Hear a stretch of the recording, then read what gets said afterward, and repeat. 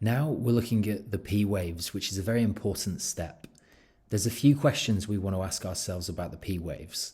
The first one, are there any P waves? Are they associated with QRS complexes? And whether there are any dropped beats.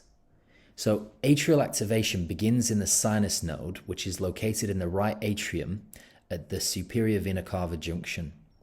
Therefore, the wave of depolarization is going to be from right to left, right atrium to left atrium, and from superior to inferior. Since lead 2 is at 60 degrees, the P wave, if it's conducted from the sinoatrial node, will cause a positive deflection, so a positive deflection in lead 2. The other lead, AVR, to look for, is at minus 150 degrees, and that means it's going in the opposite direction pretty much, and that's going to show you a negative deflection. So leads 2 and AVR are pretty reliable in telling you whether the pacemaker is coming from the SA node or not.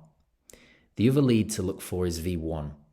When the P wave is coming from the SA node, you'll generally get a biphasic wave here, which is part positive and part negative, as you can see here. But this isn't always the case.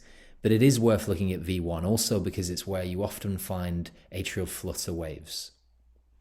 Now, on this rhythm strip, we can't see any P waves. What we have is chaotic atrial activity, and therefore you can see an irregular ventricular rhythm. This is atrial fibrillation, where it's considered that there's multiple waves of depolarization all competing to activate the atrium. But not all will be conducted because the AV node will cause a physiological block to protect the ventricles. Otherwise, we'd have a rate of 300 BPM plus. The next question we mentioned was, are the P waves associated with QRS complexes? This is important because there may be dropped beats, and this happens in a second-degree heart block or a Mobitz heart block.